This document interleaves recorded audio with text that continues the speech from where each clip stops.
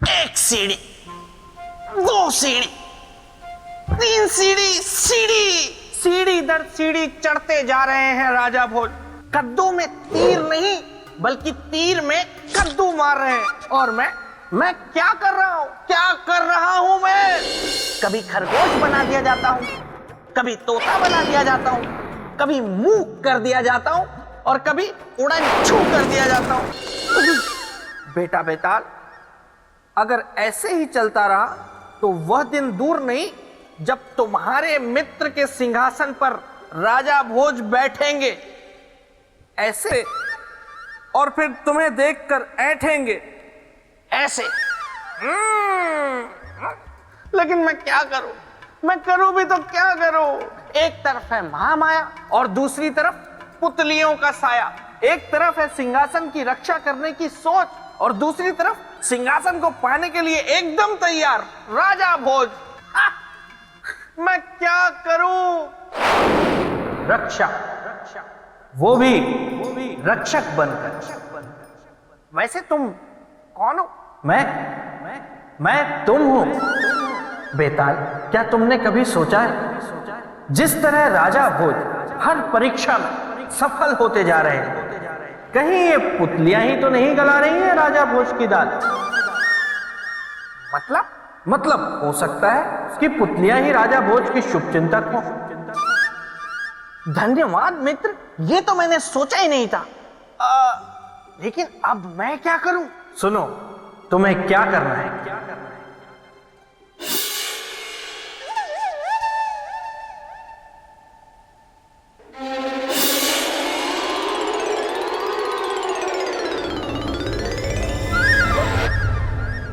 वाह, ये तो कमाल की युक्ति है। अब विफल हो जाएगी सबकी चाल, क्योंकि ब्रह्मदेव आपसे मिलने आ रहा है बेताल। आप सभी इस विषय पर विचार विमर्श कीजिए। उसके उपरांत हमें सूचित कीजिए कि आप सभी का क्या निर्णय है। ब्रह्मदेव की जय हो, ब्रह्मदेव की जय हो। देवतागण मेरा प्रणाम स्वीकार करें। बेताल, तुम यहाँ? ब्रह्मदेव, आपको तो पता है कि मेरे मित्र सम्राट विक्रमादित्य को इंद्रदेव ने जो सिंहासन दिया था उस पर बैठने की जुगत राजा भोज लगा रहे हैं। हाँ, मुझे इंद्रदेव ने सूचित किया था कि राजा भोज एक एक करके सभी परीक्षाओं में सफल हो रहे हैं। यही तो, वो सफल हो नहीं रहे, उन्हें सफल करवाया जा रहा है। यही तो मैं आपको बताने आया हूँ। उनकी रोटी सूखी है जिस पर घी पुतलियां चुपड़ रही हैं। बेताल, तुम पुतलियों पर संशय कर रहे हो या इंद्रदेव पर? नहीं ब्रह्मदेव, मैं कुछ नहीं कह रहा। मैं तो सिर्फ इतना कह रहा हूं कि आपको तो पता है कि सम्राट विक्रमादित्य से मेरा कितना भावात्मक जुड़ाव रहा है और आपको हमारी मित्रता के बारे में भी ज्ञात है। तो ब्रह्मदेव, उनके सिंहासन की रक्षा का अधिकार मुझे ही मिलना चाहिए ना, और अगर किसी की परीक्षा लेनी है तो उसका अधिकार भी मुझे ही मिलना चाहिए, है ना? बेताल, ये संभव नहीं है। नहीं ब्रह्मदेव, ऐसा मत कहिए। आप जब तक मुझे ये अधिकार नहीं देंगे मैं यहां से जाने वाला नहीं हूं। आपको मेरी और विक्रमादित्य की मित्रता का वास्ता, यही है एक रास्ता। ठीक है बेताल, यदि यही तुम्हारा हठ है तो आज से उस सिंहासन की रक्षा तुम करोगे। राजा भोज की परीक्षा भी तुम लोगे। तुम्हारे और राजा भोज के बीच में ना तो महामाया आएगी और ना ही कोई पुतली। किंतु स्मरण रहे, जब जब तुम पथ भ्रष्ट होगे तब तब तुम्हारे साथ कुछ ऐसा घटित होगा जो तुम सोच भी नहीं सकते। तैयार हो जाओ अपने नए दायित्व के लिए।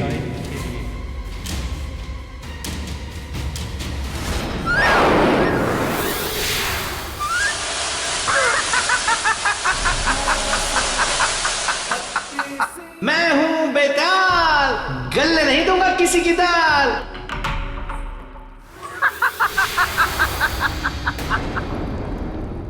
क्या हुआ राजा भोज, उड़ गए तोते?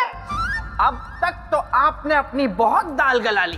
दाल तो क्या, चावल भी गला लिए, लेकिन अब नहीं, क्योंकि यहां से आपकी सारी परीक्षाएं लूंगा मैं, यानी बेताल। क्या श्रीमान बेताल परीक्षा आप लेंगे तो फिर पुतलियां क्या करेंगे? अब ना तो पुतलियां आएंगी और ना देवी महामाया, अब सिर्फ आप हैं, मैं हूं और ये सिंहासन है। आप सिंहासन पे बैठे बिना मानेंगे नहीं और मैं आपको सिंहासन पर बैठने दूंगा नहीं। तो अब देखते हैं कि कौन है किस पर भारी और किसने बाजी मारी। ठीक है श्रीमान बेताल, मैं हर परीक्षा के लिए तैयार।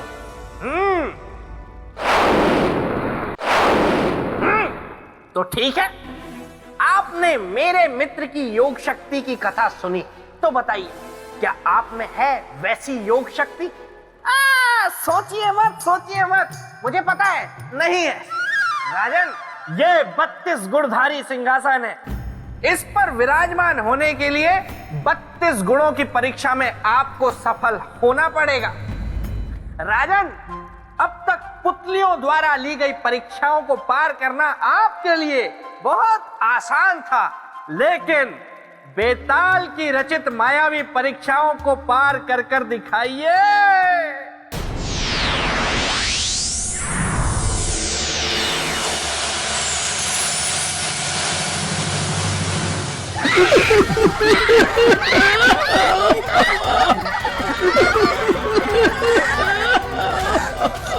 कोई है? कोई है? अजनबी, वहीं रुक जाओ, एक भी कदम आगे मत बढ़ाना। इधर आओ, आगे मत जाना। आप लोग यहाँ क्यों छुपे बैठे हैं? हमारे पीछे काल पड़ा हुआ है, इसीलिए। काल? ये क्या कह रहे हैं आप? हाँ, सच में। कौन है वो? कैसा है वो? बहुत भयानक, बहुत ही भयानक। वो हमेशा अपने पास गड़ासा रखता है, बिल्कुल परशुराम जैसा। बहुत शक्तिशाली है वो, चमत्कारी शक्तियां हैं उसके पास।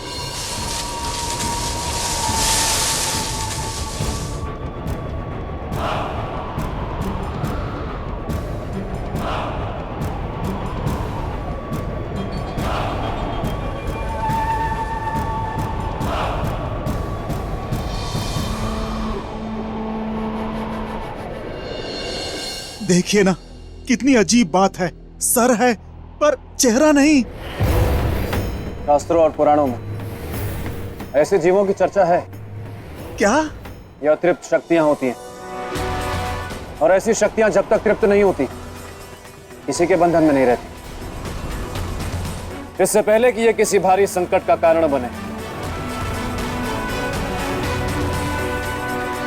मुझे उसे रोकना होगा। बचाओ, बचाओ, बचाओ, बचाओ! अरे आप लोग भाग कर रहे हैं? अरे रुकिए तो।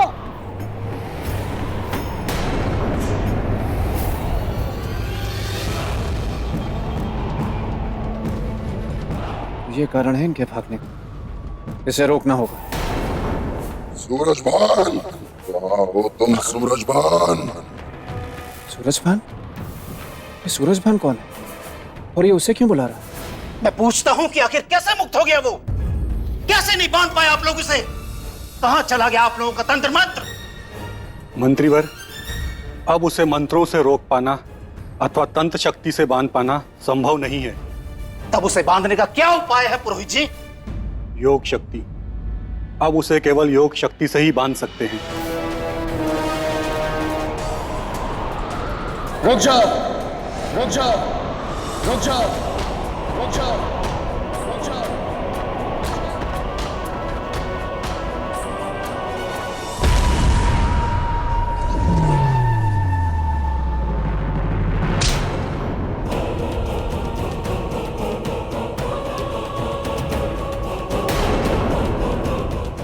अजनबी, अजनबी, होश में आओ। समझ में नहीं आ रहा कि मैं किस शक्तिशाली योग शक्तिवान दिव्य पुरुष को बुलाऊं जो उसकी आत्मा को बांध सके।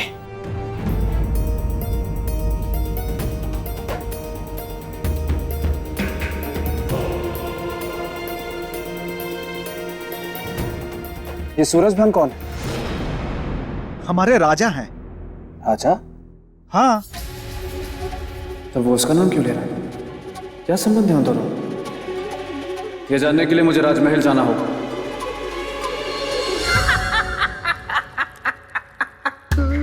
मेरे मित्र के सिंहासन को पाना मुश्किल ही नहीं, असंभव है।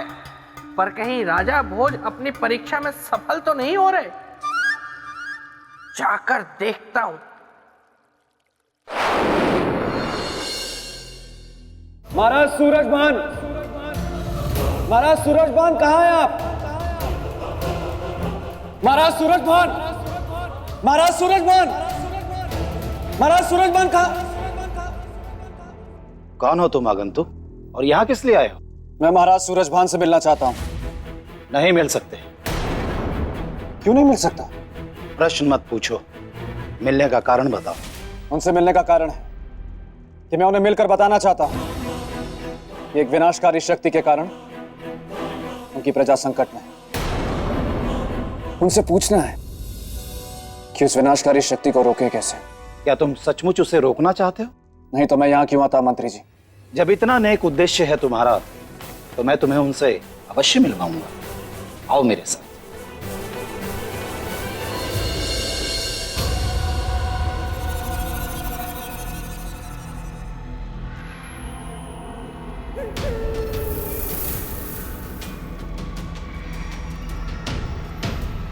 ये किसका शव है मंत्री जी?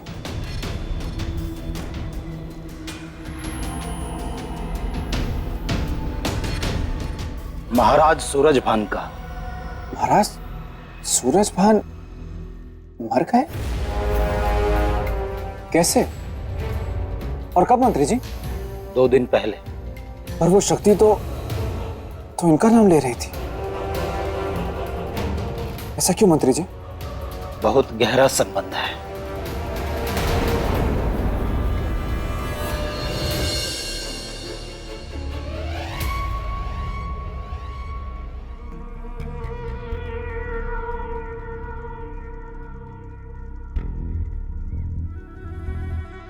ये क्या है? आप मुझे क्या दिखाने लाए? ये मटकी। वो तो मैं देख रहा हूं। किंतु जो मैं दिखाना चाह रहा हूं वो आप देख नहीं रहे हैं। क्या? कि उस विनाशकारी शक्ति शक्तेश्वर को महाराज ने इस मटकी में कैद किया था, जो कि उनकी मृत्यु के पश्चात मटकी तोड़कर मुक्त हो गया और लोगों के जीवन के लिए संकट का कारण बन गया। परंतु ये शक्तेश्वर है कौन? एक हठ योगी था जो अपने हठ योग से योग शक्तियों की साधना कर संपूर्ण संसार की शक्तियों का स्वामी बनना चाहता था। पत्रम च बिभ्रति एक वीरा काल रात्रि सह भक्त कामुदा स्तुति।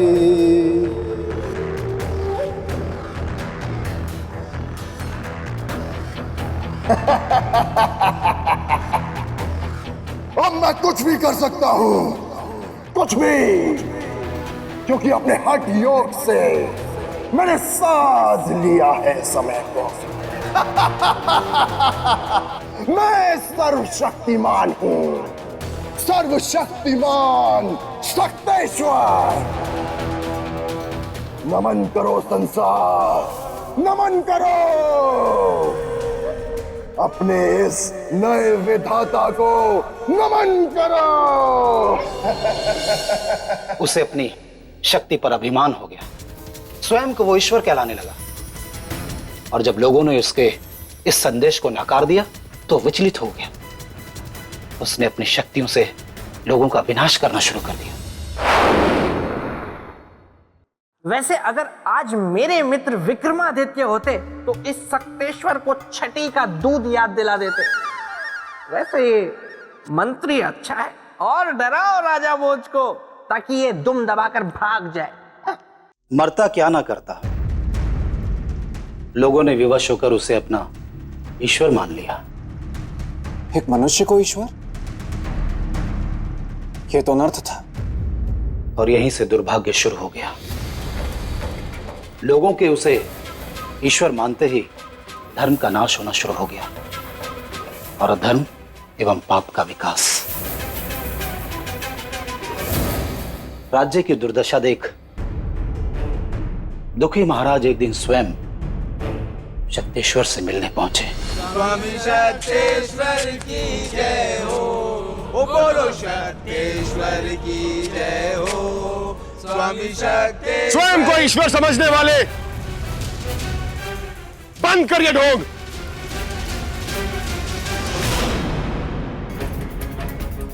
महाराजा सूरजबान, आप राजा होकर भी ये शिष्टाचार नहीं जानते कि जब भगवान के दरबार में आया जाता है तो स्वर में मधुरता रखी जाती। खैर, बोलो, भक्त क्या मांगने आया है भगवान से? शक्तेश्वर, हम तुमसे कुछ मांगने नहीं आए, बल्कि आज तुम्हें कुछ देने आए। क्या देने आया है भक्त भगवान को? ये भक्त इस ढोंगी भगवान को मौत देगा। तुम एक अधर्मी हो, तुमने अपमान किया है उस ईश्वर का,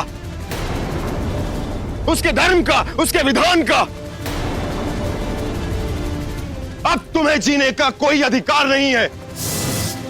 अपने अंत के लिए तैयार हो जाओ। सूरजभान!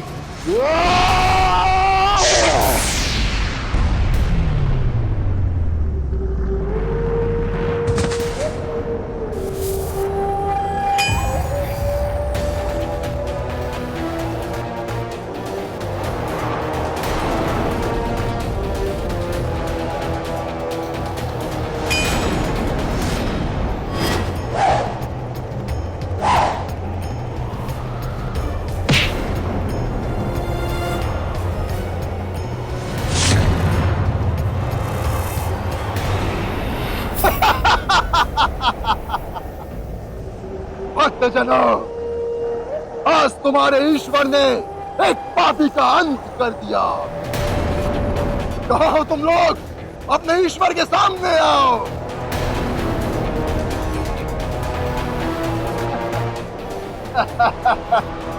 मैं हूँ सर्वशक्तिमान। भगवान शक्तेश्वर की, भगवान शक्तेश्वर की, भगवान शक्तेश्वर की, भगवान शक्तेश्वर की, भगवान शक्तेश्वर की, भगवान शक्तेश्वर की, भगवान शक्तेश्वर की, भगवान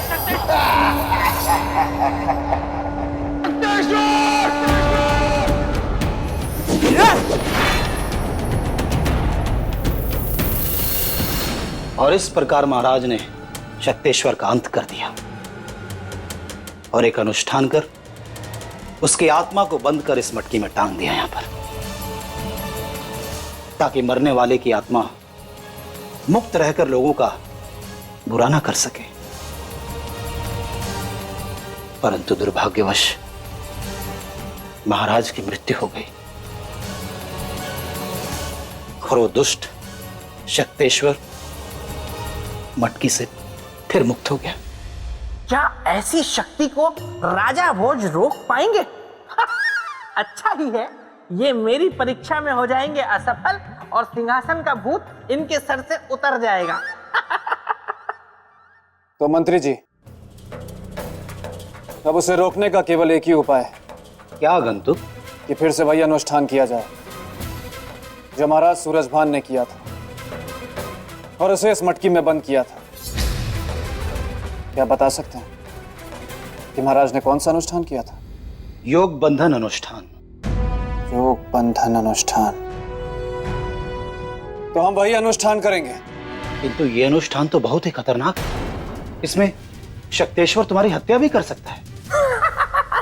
अब आया ऊंट पहाड़ के नीचे, क्या राजा भोज इतना बड़ा खतरा उठाएंगे? ये मुंह और मसूर की दाल। यदि मेरी हत्या से प्रजा की भलाई होती है तो मुझे अपनी हत्या स्वीकार है। आप अनुष्ठान की तैयारी कीजिए।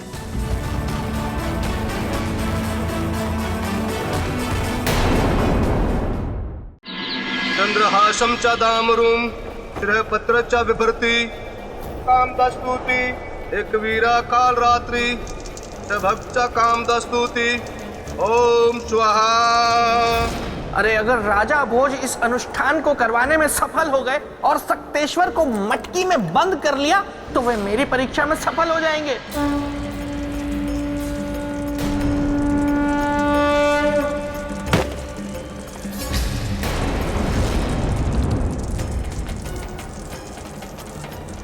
अब शकुन, इसे बंधन में बांधना असंभव है। संसार में कुछ भी असंभव नहीं।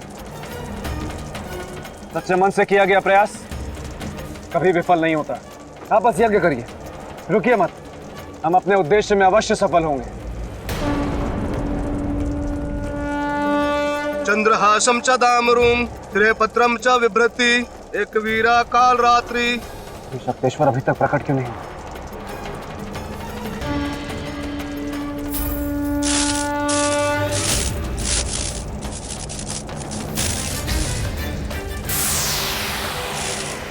नहीं बांध सकता तू मुझे सूरजभान, नहीं बांध सकता। मैं मुक्त हूं और मुक्त ही रहूंगा।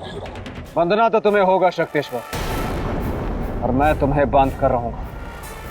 ठीक है, मैं बताता हूं कि बंधन क्या होता है। मैं सूरजभान नहीं हूं कि तू मुझे रोक ले। क्या तुम सूरजभान नहीं हो? तो सूरजभान कहां है? सूरजभान कहां हो तुम?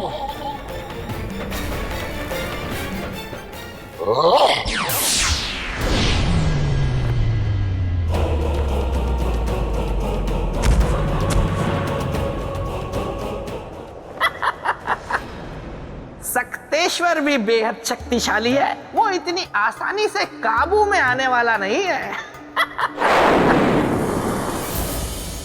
सक्तेश्वर को बांधने के लिए मुझे कुछ उपाय सोचना होगा।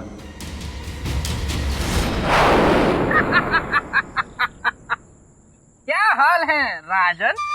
मान बेटा, आप यहाँ? जी मैं यहाँ।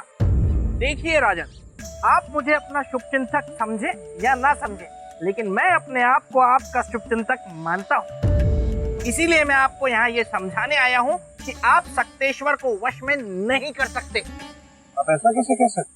ऐसा मैं इसीलिए कह सकता हूँ क्योंकि आप महाराज सूरजभान नहीं हैं। और महाराज सूरजभान अगर जीवित होते तो केवल वे ही ये कार्य कर सकते थे, क्योंकि सक्तेश्वर की आत्मा को वश में करने का तंत्र भी सिर्फ उन्हें ही पता था। इसीलिए मैं कहता हूँ राजन कि हट छोड़िए, जिद का घड़ा फोड़िए और मान लीजिए कि आप हार चुके हैं और इस परीक्षा में असफल हो गए, और चलिए उज्जैनी लौट चलिए। नहीं श्रीमान बेटा, मैं आपको वचन देता हूँ कि जब तक सक्तेश्वर को वश में ना कर लूं, तब तक मैं चैन की सांस नहीं लूंगा। और अगर सांसें बची ही नहीं तो? ऐसा तो हो ही नहीं सकता। तो मैं अपने लक्ष्य तक न पहुंच और मेरी सांसें मेरे साथ छोड़। देखिए राजन, जिद करके कोई फायदा नहीं है, इसीलिए जिद छोड़ दीजिए। वैसे जिद से मुझे याद आया कि एक बार मेरे मित्र विक्रमादित्य जब छोटे थे तो वो बचपन में एक चीते के साथ खेल रहे थे, और उन्होंने जिद ठान कि वे चीते से तेज दौड़कर दिखाएंगे, और वे दौड़े भी, लेकिन चीता नहीं दौड़ पाया। वो कहीं और दौड़ गया। ये मुझे क्या हो रहा है?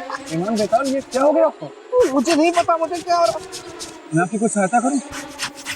जब जब तुम पथभ्रष्ट होगे, तब तब तुम्हारे साथ कुछ ऐसा घटित होगा जो तुम सोच भी नहीं सकते। मैं समझ गया। ईमान बेटा, कुछ करूं मैं? आप क्या मदद करेंगे? आपने कभी बंदर देखा है?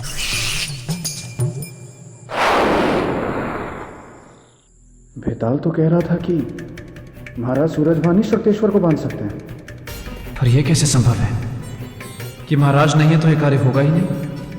मेरा मन कहता है कि होगा, पर कैसे? मिल गया मुझे मार्ग। यदि मैं भी सम्राट विक्रमादित्य के समान अपनी अंतरात्मा को महाराज सूरजभान के शरीर में स्थापित कर दूं, तो यह कार्य हो जाएगा। यही उपाय है शक्तेश्वर को बंदी बनाने का। मैं यही करूंगा।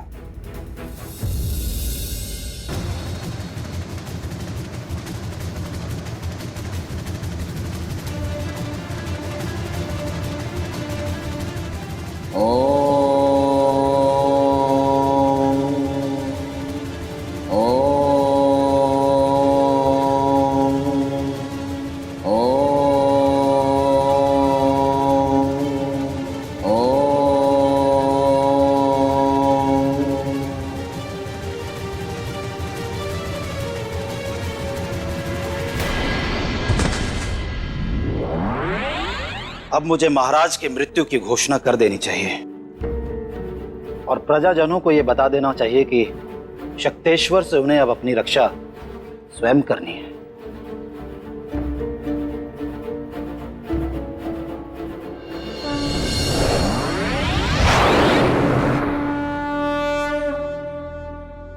मंत्री जी, मंत्री जी, मंत्री जी।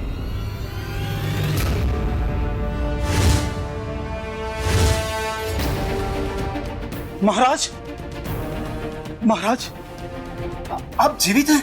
मंत्री जी, धर्म का कभी अंत नहीं होता। मेरे पुनर्जीवित होने का कारण उस पापी शक्तेश्वर का अंत है। तब तो महाराज शीघ्र ही उसका अंत कर दीजिए, अन्यथा वो इस राज्य को शमशान बना देगा। महाराज, उसका अंत होगा, अवश्य होगा। पहले आप मुझे मेरे कक्ष तक ले चलिए। जी महाराज, आइए।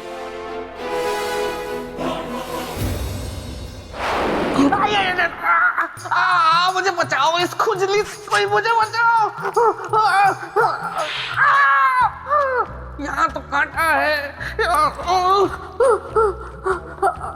मेरा गोलू यहाँ होता तो कोई ना कोई रास्ता जरूर दिखा देता। गोलू, गोलू, गोलू, तुम यहाँ? गोलू, मुझे जल्दी से कोई रास्ता दिखाओ जिससे मेरी ये खुजली खत्म हो सके। क्या तुम्हारे पास भी कोई रास्ता नहीं है? तो मैं क्या करूंगा? हे ब्रह्मदेव, ये क्या कर दिया आपने? मैं भावनाओं में बह गया, इसलिए वो सब कर गया। अब मुझे माफ कर दीजिए ब्रह्मदेव। खुजली, खुजली।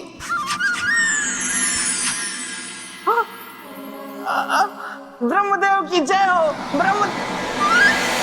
गोलू, जल्दी से मुझे दिखाओ कि राजा भोज कहाँ है, कहीं वो परीक्षा में सफल ना हो जाए।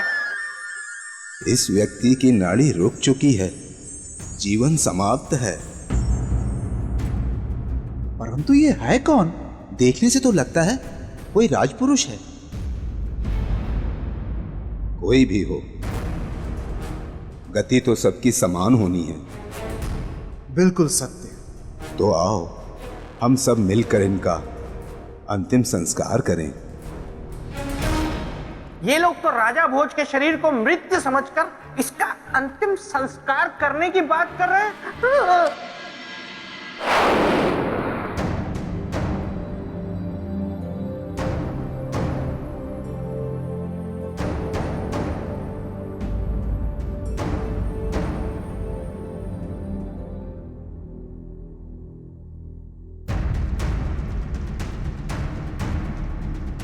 अब मुझे शक्तेश्वर को बंदी बनाने के उस सूत्र को खोजना होगा जो महाराजा सूरजभान के इस कक्ष में है।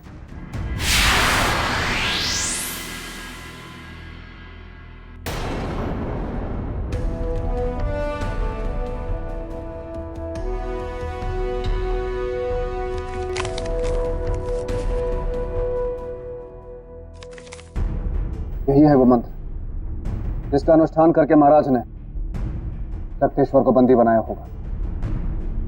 मिल गया मुझे उपाय।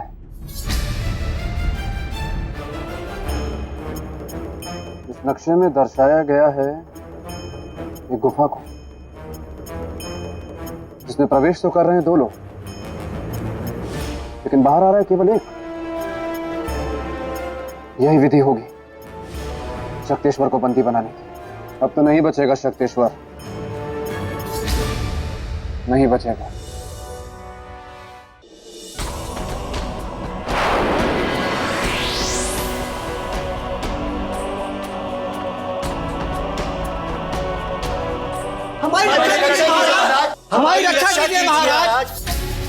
हमारी रक्षा कीजिए महाराज।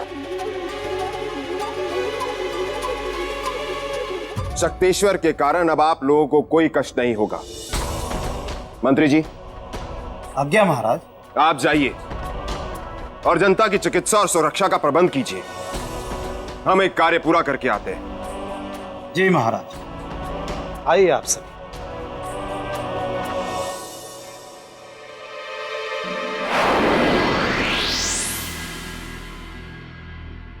ये क्या हो रहा है मुझे, और क्यों हो रहा है?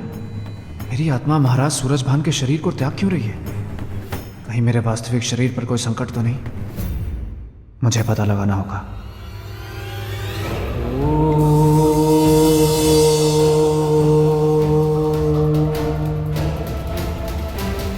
हमने आसपास के गांव में भी पता कर लिया है, कोई भी नहीं जानता इस राजपुरुष को। मेरे विचार से, वैदिक रीति से इसका अंतिम संस्कार अब शीघ्र ही कर दिया जाना चाहिए। ये ऋषिगण तो मेरे शरीर का अंतिम संस्कार करने जा रहे हैं। मुझे रोकना होगा उन्हें, अन्यथा मैं कभी अपने जीवन में वापस नहीं लौट पाऊंगा। और अपनी प्रजा एवं पत्नी को जो मैंने लौटने का वचन दिया है वो अधूरा रह जाएगा। इसलिए मुझे उनकी रक्षा के लिए जीवित रहना ही होगा। किंतु ऋषिवर, सूर्यास्त हो रहा है और शास्त्रों के अनुसार सूर्यास्त के बाद किसी भी मनुष्य का दाह संस्कार करना वर्जित है। इसलिए हमें प्रातः काल तक प्रतीक्षा करनी होगी। इसका अर्थ की मेरे पास समय है केवल एक रात का। अब इतने ही समय में मुझे शक्तेश्वर को बांधना भी होगा और अपने शरीर में वापस भी लौटना होगा। अनर्थ ना हो जाए, इसलिए मुझे निर्धारित समय में ही इस राज्य को शक्तेश्वर के संकट से मुक्त कर अपने शरीर में वापस लौटना होगा। चंद्रासंच दामरो शिरः पत्रम च विभूति एक वीरा काल रात्रि सह भक्त चह कामदास स्तुति। अब इस अग्नि चक्र को पार कर आगे नहीं बढ़ पाएगा शक्तेश्वर।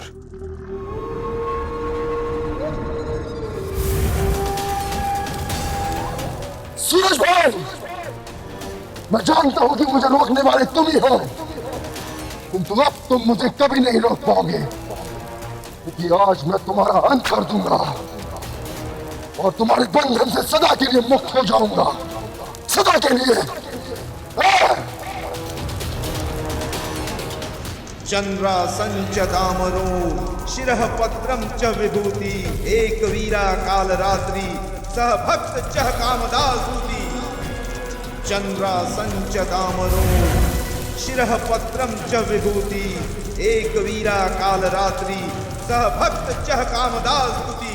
मेरा सब कुछ, मेरा शरीर, मेरी शक्ति और मेरी स्वतंत्रता छीनने वाले सूरजभान, आज मैं तुझे जीवित नहीं छोड़ूंगा। शिरः पत्रम च विभूति एक वीरा काल रात्रि सह भक्त चह कामदास।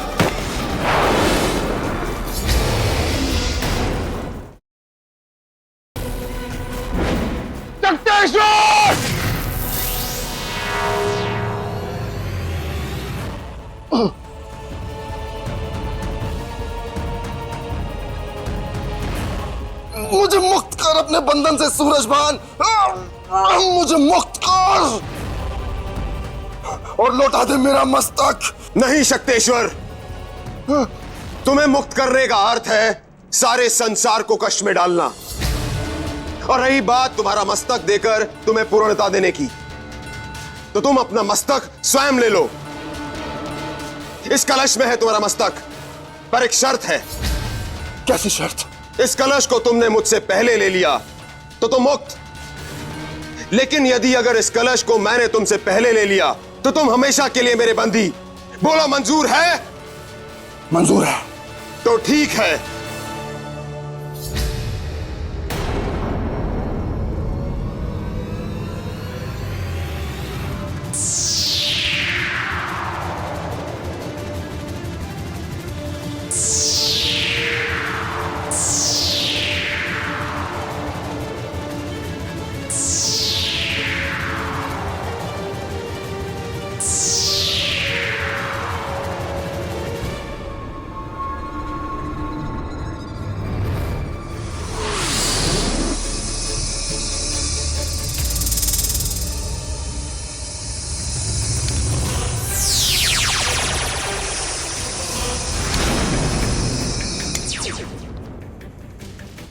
सूरजभान, मुझे मुक्त कर। ये छल है ये। नहीं, दुष्ट और पापी के साथ किया गया छल नहीं बल होता है। और आज हमने बल से तुम्हें अपना बंदी बना लिया है। अब तुम कभी मुक्त नहीं हो सकते, कभी भी नहीं।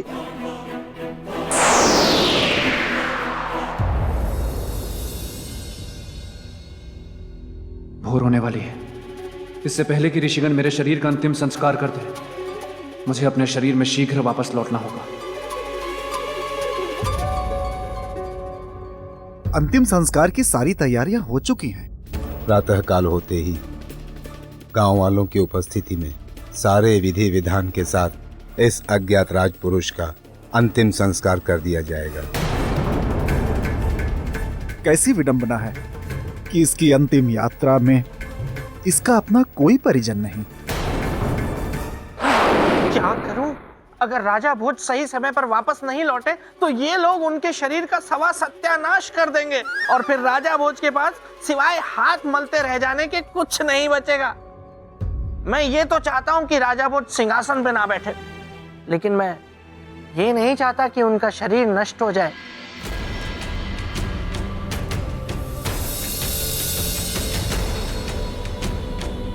इस कक्ष से शक्तेश्वर की आत्मा कभी मुक्त नहीं हो पाएगी महाराज, क्योंकि यह कक्ष योग मंत्र से सिद्ध किया हुआ कक्ष है। महाराज, अब आप इस कलश को इस स्थान पर स्थापित कर दें।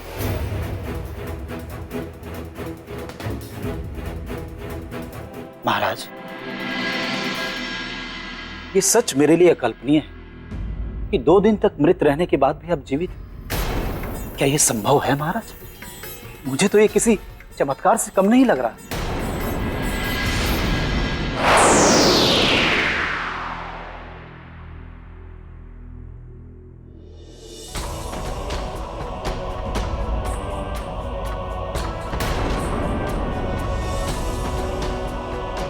ना ही ये कोई चमत्कार है, ना ही ये कोई माया।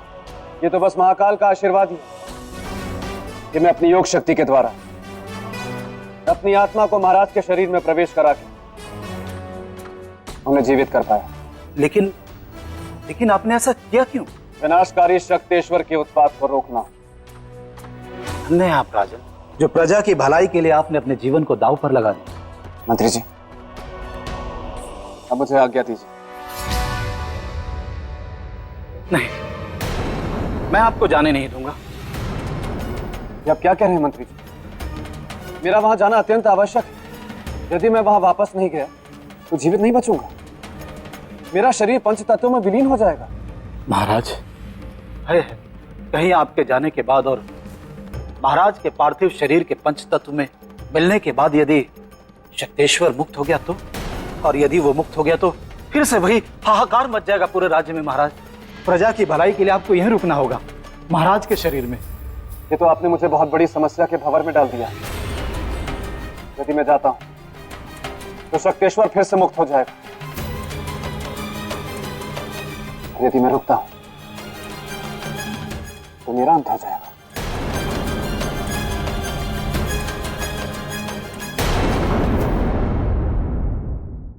प्रजा की भलाई के लिए आपको यहीं रुकना होगा, महाराज के शरीर में। ये तो आपने मुझे बहुत बड़ी समस्या के भंवर में डाल दिया। यदि मैं जाता हूं तो शक्तेश्वर फिर से मुक्त हो जाएगा। यदि मैं रुकता हूं तो मेरा अंत हो जाएगा। कोई ऐसा मार्ग निकालिए जिससे किसी का भी अहित ना हो। अब तो एक ही मार्ग है कि शक्तेश्वर की आत्मा को सदा के लिए इस धरती से समाप्त कर दिया जाए। जो वश में नहीं आ रहा वो समाप्त कैसे होगा राजन? संभव है मंत्री जी, पर उसके लिए आपको मुझे उपाय बताना पड़ेगा। कोई ऐसी विधि जिसकी चर्चा महाराज ने कभी आपसे की। राजन, इस विषय पर पुरोहित जी ही कुछ बता पाएंगे। तो शीघ्र बुलवाइए उन्हें। मृत्यु के पश्चात भी इस राजपुरुष के चेहरे पर कितना तेज है। मुझे तो ये कोई युग पुरुष लगता है। ऋषिवर, भोर होने को है, हमें अंतिम यात्रा की तैयारी प्रारंभ कर देनी चाहिए। अवश्य। अरे राजा भोज कहाँ रह गए? जल्दी आइए। सूर्योदय होने में केवल कुछ ही पल शेष है। इधर सूर्योदय हुआ, उधर आपका शरीर जलकर राख हो जाएगा। क्या करूं क्या करूं? हाँ, एक काम करता हूँ, कुटिया को बाहर से बंद कर देता हूँ, ये ऋषिगण बाहर जा ही नहीं पाएंगे। बेताल, मैंने तुम्हें सिंहासन की रक्षा का अधिकार दिया था, किंतु तुम पथ से भटककर ऋषि मुनियों को सताने का प्रयत्न कर रहे हो। स्मरण रहे, यदि तुम पथ से भटके तो तुम पर कष्ट आएंगे। राजा भोज की परीक्षा में उनकी सहायता करने की चेष्टा करने के प्रयत्न पर तुम्हें दंड मिलेगा, जो अब से पूरे 1 दिन तक रहेगा।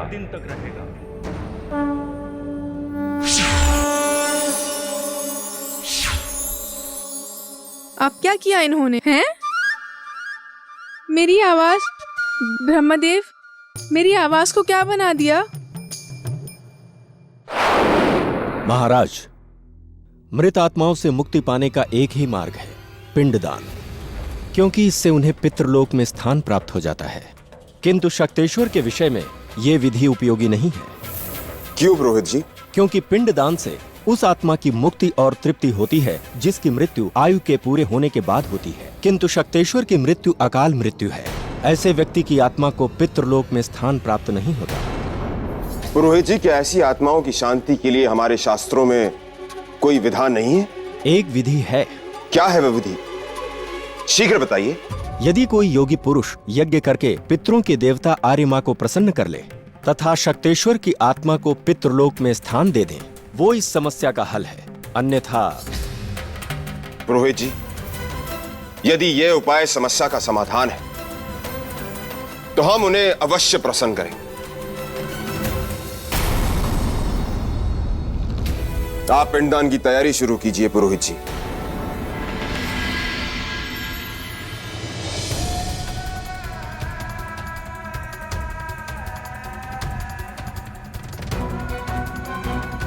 अब हमें शमशान भूमि के लिए प्रस्थान करना चाहिए।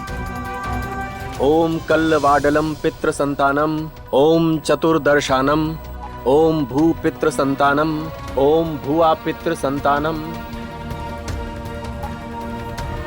जल अर्पित कीजिए महाराज।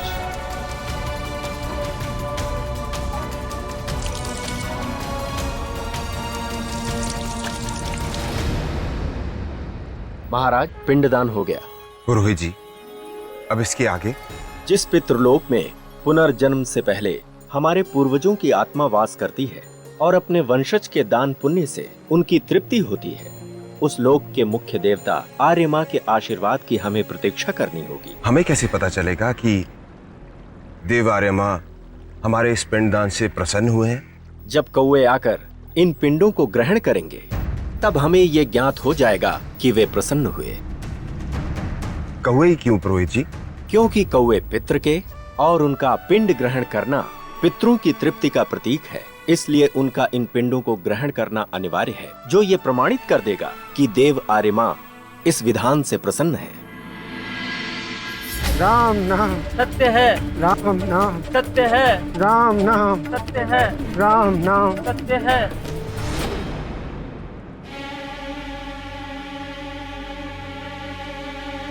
पुरोहित जी, इतना समय बीत गया, अभी तक इन पिंडों को ग्रहण करने के लिए पितृ रूपी कौवा आया क्यों नहीं? उन्हें बुलाना होगा। पुरोहित जी, हम कौवों को कैसे बुलाएंगे? हमें उनकी ध्वनि में उन्हें बुलाना होगा। क्या ऐसा करने से वे आ जाएंगे? आशा है। तो ठीक है।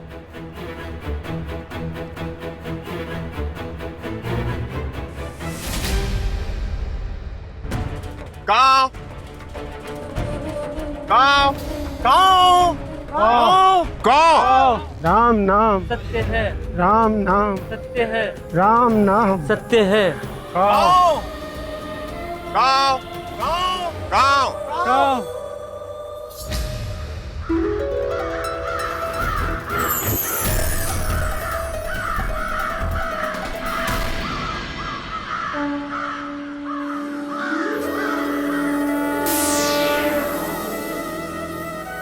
राजन, हम आपसे अति प्रसन्न हुए।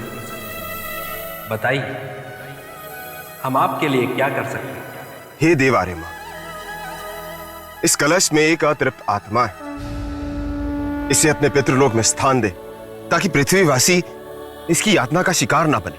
राजन, संसार के कल्याण हेतु हमें इस आत्मा को अपने पितृलोक में स्थान अवश्य दें।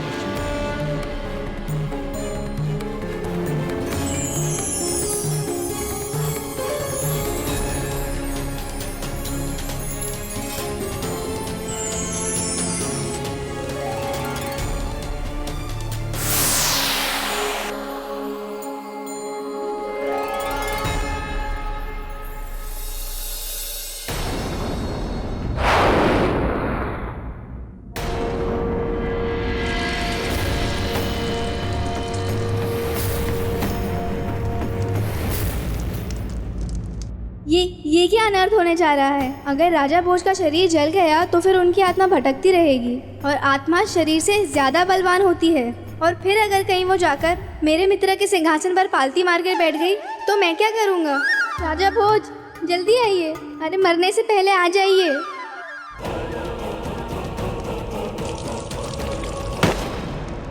अब मुझे आज्ञा दें। राजन, ये राज्य सदा आपका आभारी रहेगा।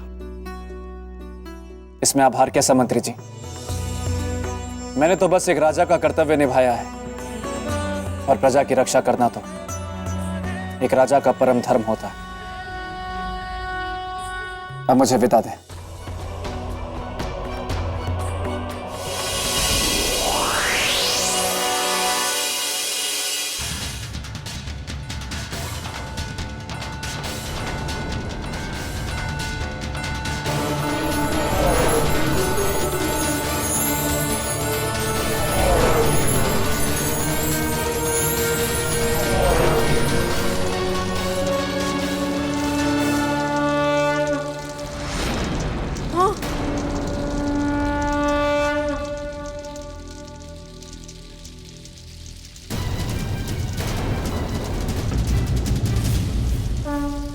ऋषिवर, मुझे क्षमा करें। मेरी वजह से आप सभी को कष्ट हुआ। परंतु सच यह है कि वास्तव में मैं मृत नहीं था, बल्कि अपनी योग शक्ति से अपनी आत्मा को अपने शरीर से कुछ देर के लिए अलग किया था, किसी उद्देश्य के लिए। वत्स, मुखमंडल से संदेह तो था, किंतु जीवन का संकेत ना होने के कारण हमने शरीर का अंतिम संस्कार करना उचित समझा। किंतु शुभ ये हुआ कि तुम समय से पहले आ गए। जानता हूं, वरना अनर्थ हो जाता।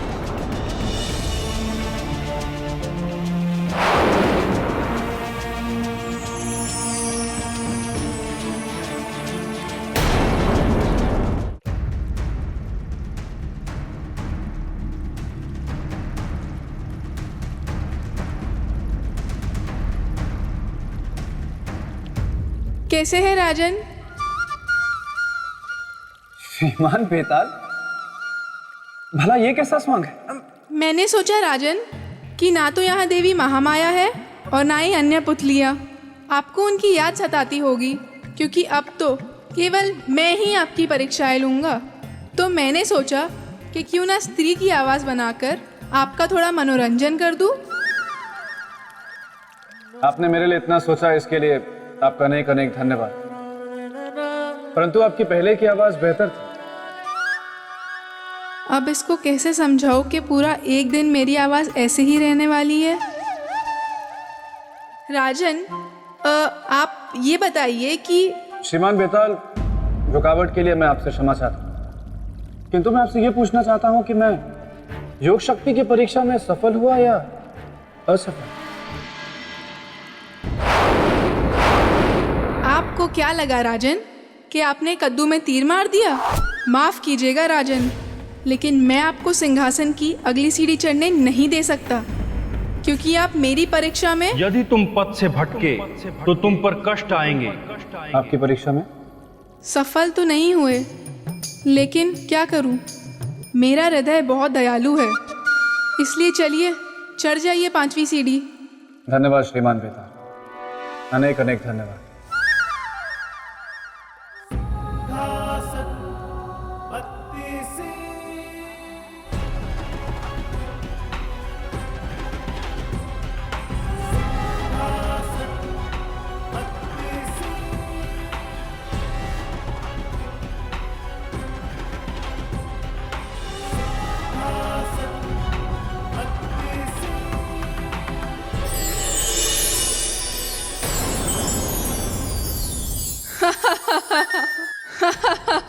राजन, आपको क्या लगा कि आप फुर्र से सारी सीढ़ियां चढ़ जाएंगे और सिंहासन की तरफ बढ़ जाएंगे? नहीं राजन नहीं, मैं हूं बेताल, जो गलने नहीं देगा आपकी दाल। अगर आपको सिंहासन की तरफ बढ़ना है तो पहले आपको परोपकार की परीक्षा देनी पड़ेगी। परोपकार की परीक्षा? परंतु त्याग की परीक्षा तो मैं दे चुका हूं, फिर ये परोपकार की परीक्षा क्या? राजन, या तो आप भोले हैं या भोलेपन का नाटक करते हैं। इतने ज्ञानी बनते हैं, आपको इतना भी नहीं पता कि त्याग स्वयं के लिए किया जाता है, लेकिन परोपकार केवल दूसरों के लिए ही किया जाता है। दोनों में बड़ा अंतर है, वैसा ही अंतर जैसा मेरे मित्र विक्रमादित्य में और आप में। एक राई और दूसरा पर्वत, एक साधारण पानी और दूसरा शरबत। चलिए, इसी बात पर मैं आपको मेरे मित्र के परोपकार की कथा सुनाता हूँ। अवश्य। तो हुआ यूँ राजन कि एक बार रात के समय मेरे मित्र अपने राजमहल में टहल रहे थे।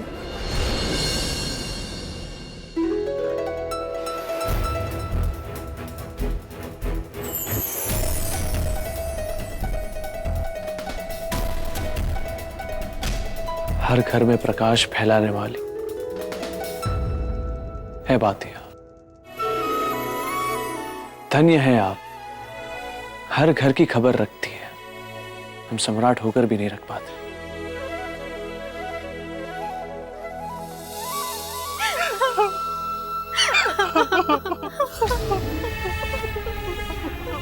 ठीक है, ये तो बातिया रो क्यों रही? क्या दुख है इन्हें? इस घर की है ये बातिया। लगता है जिस घर की है उस पे या तो कोई विपत्ति है या फिर कोई विपदा आने वाली है। हमें पता लगाना होगा कि ये रो क्यों रही है।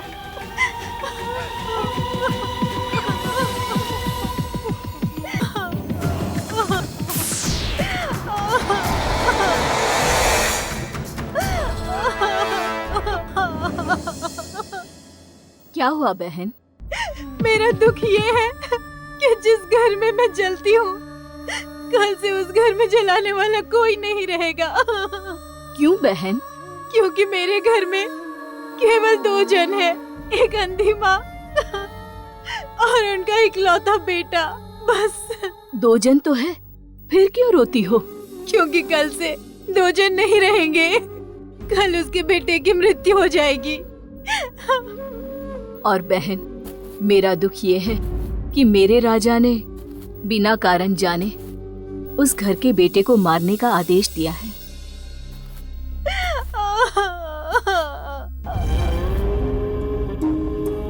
देवियों, प्रणाम सम्राट। प्रणाम। आप यहाँ हमारे पास? आप ही की बातें सुनकर यहाँ आ रहे हैं। क्या आप हमें बता सकती कि वो युवक कौन है जिसकी मृत्यु होने वाली है, और कौन है जो उसे मृत्यु दे रहा है? आप जानकर क्या करेंगे सम्राट? गरीबों पे सदा अमीरों का अत्याचार और अन्याय होता रहा है। कल मरने वाला गरीब अभागा युवक, जिसके भाग्य के साथ मेरा भाग्य भी जुड़ा हुआ है, कल उधर वो समाप्त होगा और इधर मैं समाप्त हो जाऊंगी, और अपने घर में मैं कभी नहीं जलूंगी। पर मैं तो जलूंगी और रोशनी भी फैलाऊंगी, किंतु उस दुख के साथ कि जिस राज्य में मैं जल रही हूँ, उस राजा ने एक निर्दोष की हत्या कर कर अन्याय किया है। हम वचन देते हैं कि अन्याय नहीं होने देंगे हम। कृपया आप हमें उस युवक का नाम बता दीजिए जिसकी मृत्यु होने वाली है, और उस राजा का नाम जो ये अन्याय करने जा रहा है। उस युवक का नाम है नामदेव। और वो राजा है भद्रपुर के राजा रुद्र प्रताप। रुद्र प्रताप।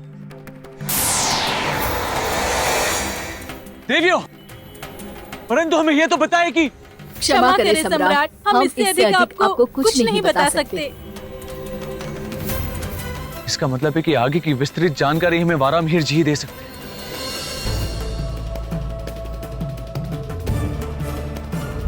ग्रहों के योग से तो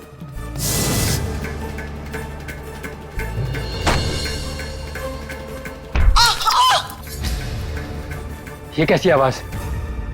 माँ, माँ, माँ, चोट तो नहीं आई माँ? नहीं बेटा, ठीक हो। माँ, तुमसे कितनी बार बोला पानी चाहिए तो मुझे बुला लिया करो। बेटा, हर बात के लिए मैं कहा तुझे बार बार बुलाऊं। जब तक मैं जिंदा हूँ सारे काम मैं ही करूंगा, तुम बस आराम करो।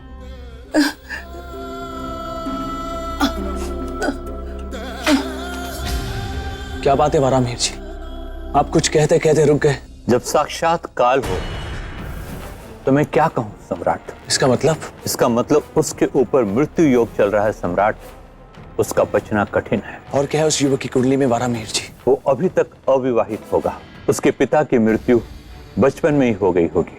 उसके साथ उसकी माता होगी जो नेत्रहीन होगी। अब कुछ आराम मिला? हाँ बेटा, चुक चुक जियो मेरे लाल, चुक चुक जियो। बहुत कष्टमय समय है और इसी कष्ट में उस लड़के की मृत्यु हो जाएगी। तत्पश्चात उसकी माता, उसकी भी मृत्यु हो जाएगी। इसका अर्थ है कि एक ही घर में दो दो मृत्यु। हम ऐसा नहीं होने देंगे वारामिहिर जी। अब तो ईश्वर मेरी एक अंतिम इच्छा पूरी कर दे बस। वो क्या माँ? कि जब मैं प्राण त्याग दूं तो तू मेरे पास रहे। जा माँ, मैं तुझसे बात नहीं करता। हर समय मुझे छोड़ के जाने की बात करती है। अरे बेटा, गुस्सा हो गया ना बेटा। आ बैठ, मेरे पास बैठ। वारामिहिर जी, हमें यह बताइए कि काल के आने की दिशा क्या होगी? सम्राट, आप अटल को रोकना चाहते हैं? नहीं, मृत्यु के रूप में अन्याय और धर्म को रोकेंगे। आप केवल हमें यह बताएं कि काल के आने की दिशा क्या होगी, हम उसे पहचानेंगे कैसे? सम्राट, काल की दिशा तो दक्षिण है और वो उसी दिशा में वास करता है। रही बात रूप की, तो उसके बारे में कुछ भी कहना कठिन है। बस उसके आने और उसकी उपस्थिति की अनुभूति कर सकता है।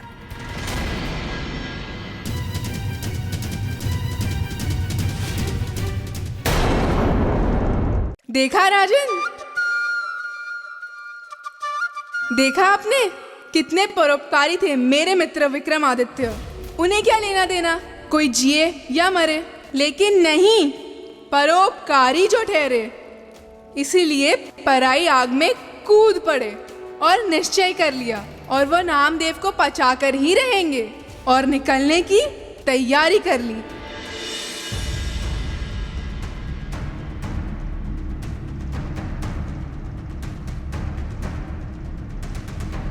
क्या बात है महाराज? सम्राट, क्षमा करें, आज तक हमने आपका मार्ग कभी नहीं रोका,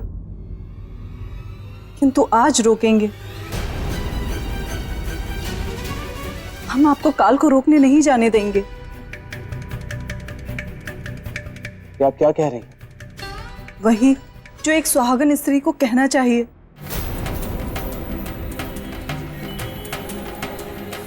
हम आपकी भावनाओं को समझ सकते हैं महारानी जी, आपके प्रेम का सम्मान करते हैं, परंतु काल को रोकना आवश्यक है। यदि नहीं रोका तो एक निर्दोष युवक ही नहीं मरेगा, परंतु उसके साथ उसकी अंधी मां की भी मृत्यु हो जाएगी, जिसकी सारी कामना अपने पुत्र के साथ जुड़ी हुई है। किंतु आप पर कोई संकट आए, हम ये भी तो सहन नहीं कर सकते सम्राट। हमारे साथ जो होगा जो नहीं होगा ये भविष्य की बात है, परंतु मां और बेटे के साथ जो हो रहा है वो वर्तमान में हो रहा है, और वर्तमान को सुधारना हमारे लिए अधिक आवश्यक है।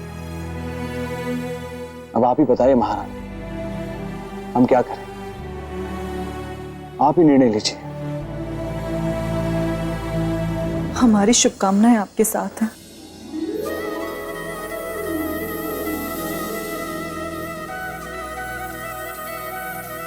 सहमति और सहयोग के लिए बहुत बहुत धन्यवाद महारानी। चलते हैं।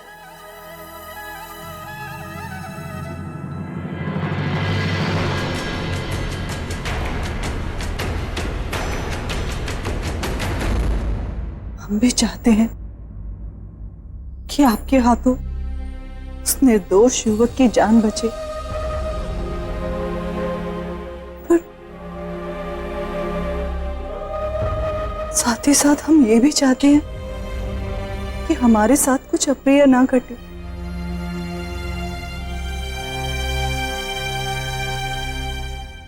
माँ, मैंने भोजन और पानी की व्यवस्था कर दी है। आप समय से भोजन कर लेना। मैं नौकरी पे जा रहा हूँ। बेटा, आज तो नौकरी पर मत जा। क्यों माँ? क्या हुआ माँ? तुम रो क्यों रही हो? कोई पीड़ा है? कल रात को मैंने एक बुरा सपना देखा। तू नौकरी पर जाएगा तो वापस कभी नहीं आएगा। माँ, सपने सच थोड़ी ना होते हैं, ये तो व्यक्ति के दिमाग में आते रहते हैं। तू हमेशा मेरे बारे में सोचती रहती है ना, इसलिए। अच्छा ठीक है, मैं आज नहीं जाता, यहीं पर रहूंगा। अब खुश? मेरा प्यारा बेटा।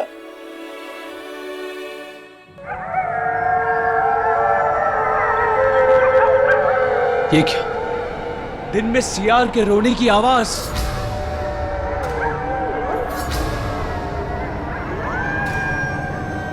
इसका अर्थ है कि काल आ चुका है, क्योंकि कुत्ते और सियार काल की अनुभूति पाकर ही रोते हैं।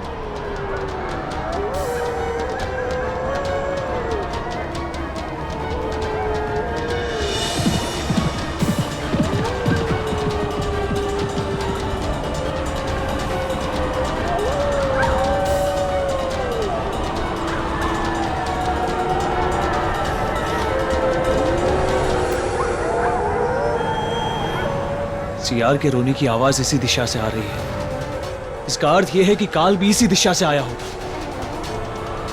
हमें इसी दिशा में जाना चाहिए।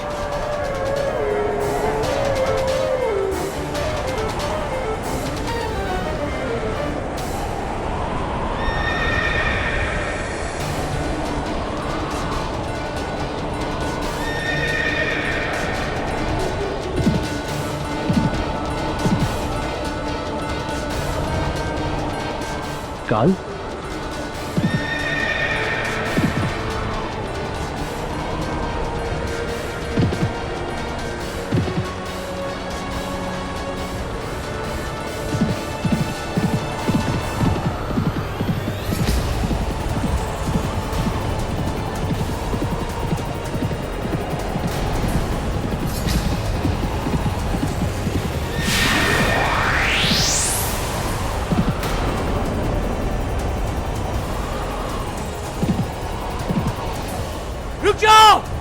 रुक जाओ काल!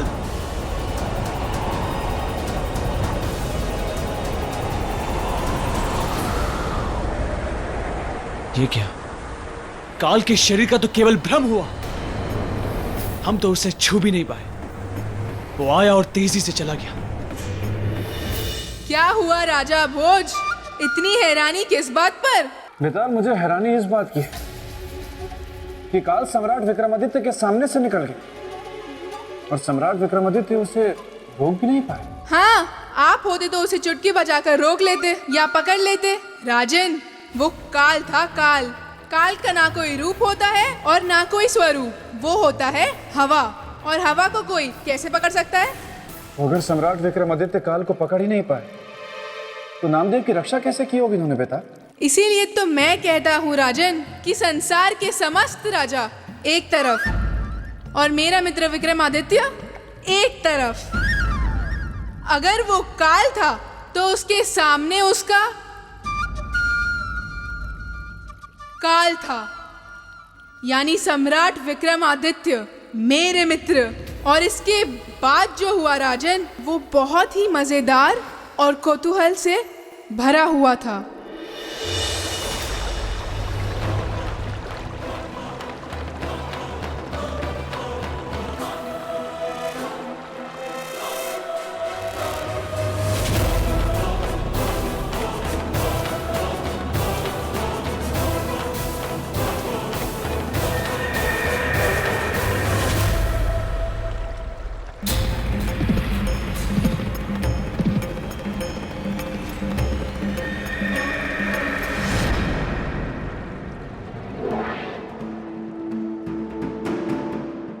ये संसार में विराजमान पंचतत्व,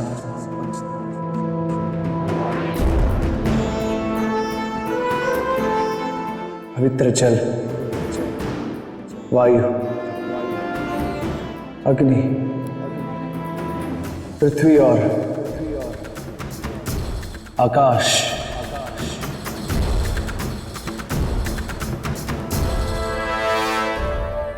यदि हमने अपने जीवन में सदा ही सच्चे अर्थों में और सच्चे मन से मानवता की सेवा की है और इस जगत के कल्याण के लिए अपना जीवन अर्पित किया हो, तो हमारी सहायता कीजिए। और अभी इसी क्षण काल को एक शरीर प्रदान कीजिए।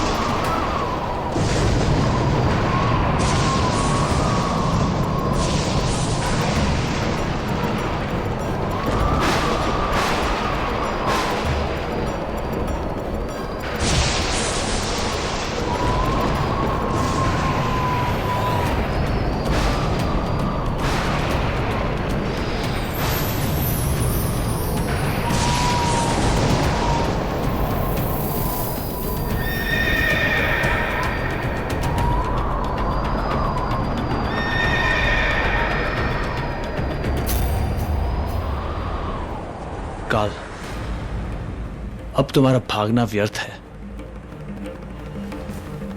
क्योंकि हमने तुम्हें शरीरधारी बना दिया है। अब हम तुम्हें छू भी सकते हैं और रोक भी सकते हैं। हम किसी निर्दोष की मृत्यु नहीं होने देंगे, कभी नहीं।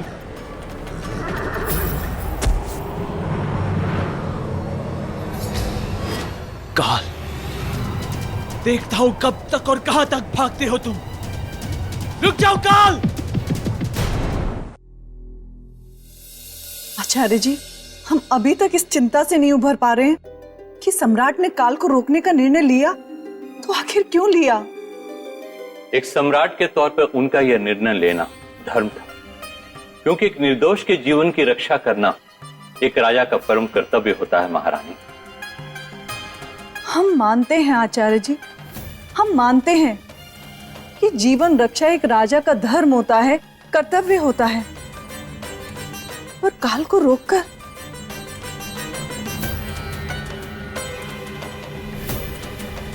सच कहें तो इस बार सम्राट ने हमें शुभ और अशुभ के दो पार्टों के बीच पिसने को छोड़ दिया है। हम बुरे विचारों से अपने आप को मुक्त ही नहीं कर पा रहे हैं। आपकी आशंका निराधार नहीं है महारानी, क्योंकि काल को रोकना कभी भी शुभ हो ही नहीं सकता,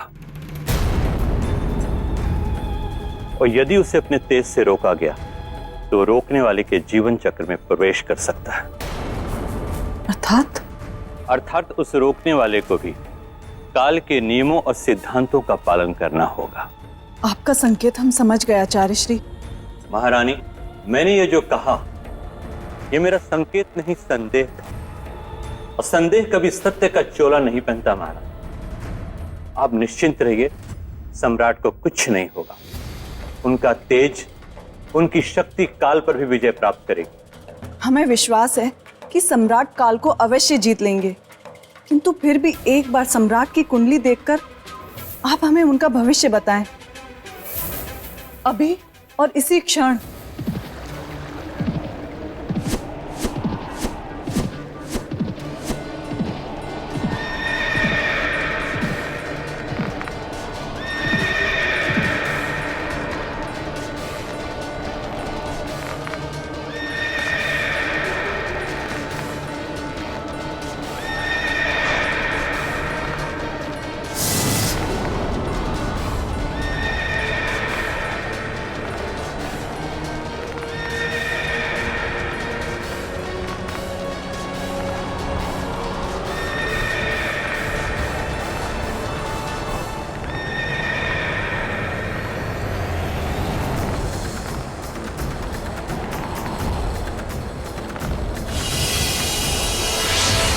विक्रमादित्य,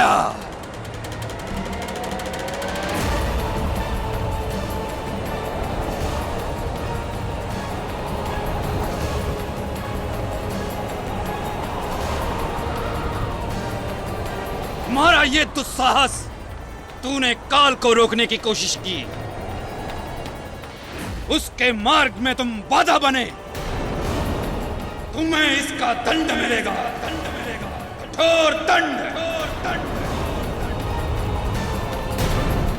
तो राजन, अगर आप मेरे मित्र की जगह होते तो क्या काल को ऐसे पकड़ सकते थे? नहीं नहीं नहीं नहीं, उत्तर मत दीजिएगा, क्योंकि मेरा ये प्रश्न ही गलत है। आप मेरे मित्र की जगह कैसे हो सकते? हो ही नहीं सकते। कहाँ बूंद और कहाँ सागर, कहाँ मिट्टी का दिया और कहाँ सोने की गागर। सही कहा आपने बेटा। सम्राट विक्रमादित्य से बराबरी का तो मैं सोच भी नहीं सकता। वाह वाह वाह वाह वाह वाह राजा भोज, वाह। मेरे मित्र से बराबरी के बारे में नहीं सोच सकते, लेकिन उनके सिंहासन को प्राप्त करने के बारे में दिन रात सोचते रहते हैं। बल्कि मुझे तो लगता है आप सोचते ही सिर्फ यही है। श्रीमान बेटा, मैंने आपसे पहले भी कहा कि इस सिंहासन को मैं अपनी प्रजा के हित के लिए प्राप्त करना चाहता हूँ। इसलिए आप कृपया करके मुझे सम्राट विक्रमादित्य की परोपकार की कथा सुनाएं, ताकि मैं उससे प्रेरणा लेकर इस सिंहासन को प्राप्त कर सकूं। तो ठीक है, सुनिए। मेरा मित्र था काल के सामने और महारानी थी वराह मिहिर जी के सामने। आचार्य जी, देख ली आपने सम्राट की कुंडली? महारानी, मेरा ऐसा मत है कि अनावश्यक कुंडली नहीं देखनी चाहिए। कुंडली देखने का अर्थ है काल की गणना, और काल की गणना शुभ हो या अशुभ, आप बस सम्राट की कुंडली देखिए, ये हमारा आदेश है। जी महारानी।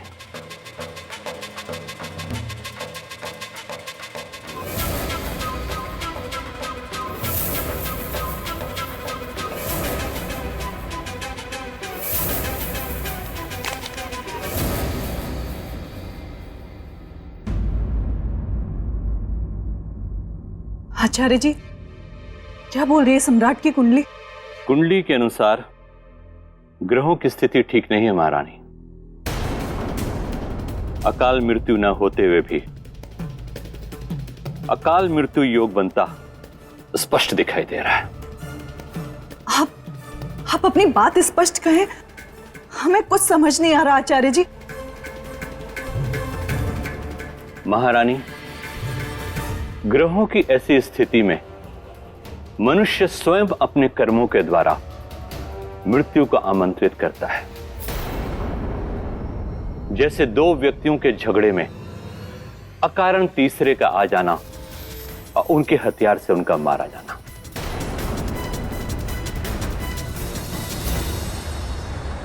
नहीं काल, नहीं, हमारे जीवित तुम उस निर्दोष मनुष्य की मृत्यु नहीं कर सकते, कभी नहीं। विक्रमादित्य, हट जाओ मेरे मार्ग से और जाने दो मुझे। इसके आगे हम तुम्हें नहीं जाने देंगे, किसी भी परिस्थिति में नहीं। विक्रमादित्य, तू मेरा मार्ग रोककर विधि के विधान में बाधा डाल रहा है। मान ले मेरी बात और जाने दे मुझे। परोपकार के हट में तू अपनी अकाल मृत्यु बुला रहा है। मृत्यु का भय नहीं है हमें।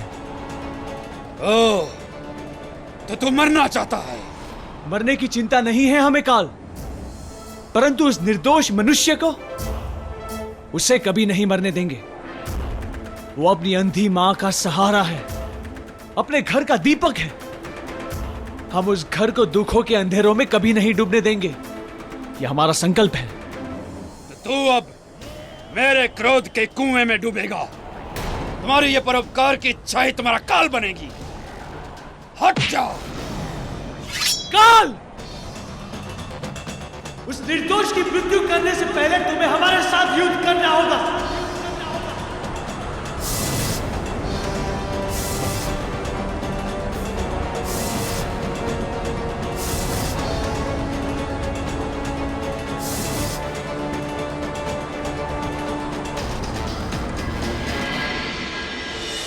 श्रीमान बेताल, यह संसार की सबसे रोचक और अभूतपूर्व घटना थी जब सम्राट और काल आमने सामने। फिर आगे क्या? फिर वो दोनों सो गए। सो गए? आप भी ना राजन, बड़े ही अजीब अजीब प्रश्न करते हैं। जब मेरे मित्र ने काल को युद्ध के लिए ललकारा था तो दोनों के बीच युद्ध ही हुआ होगा ना। कोई उन्होंने मिलकर नृत्य तो किया नहीं होगा। फिर हुआ दोनों में युद्ध, वो भी भयंकर।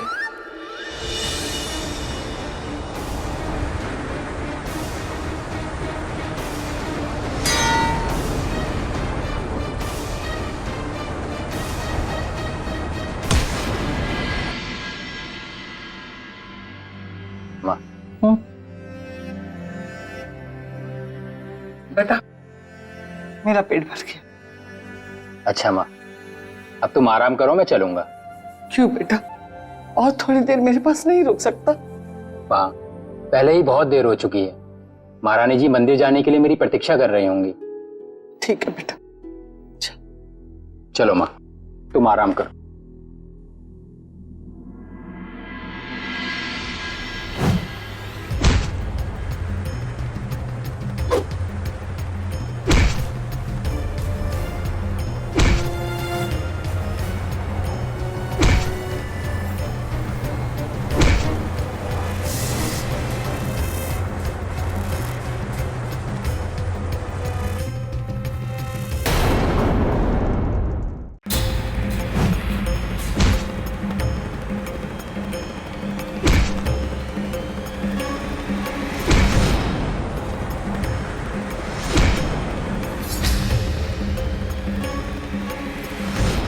अच्छा माँ, अब तू आराम से सो जाना। मैं महारानी जी की पूजा खत्म होते ही वापस आ जाऊंगा। जल्दी आना। हाँ माँ, जल्दी ही आऊंगा। श्रीमान बेताल, मैं जानने को उत्सुक हूं कि कथा में आगे क्या हुआ और युद्ध का परिणाम क्या हुआ। सब बताऊंगा राजन। आगे हुआ ये कि जीवित तितलियां। तितलियां? इसका मतलब सौंदर्य लेखा यहाँ आ रही है और वो ये मेरी स्त्री वाली आवाज भी सुन लेगी। सौंदर्य लेखा? राजन, आप जरा यहीं रुकिए क्योंकि मुझसे मिलने कोई आया है प्रेत लोक से। बेतालनी मैंने बताया था ना, मैं उससे मिलकर उसे वापस भेजकर जल्दी आता हूँ।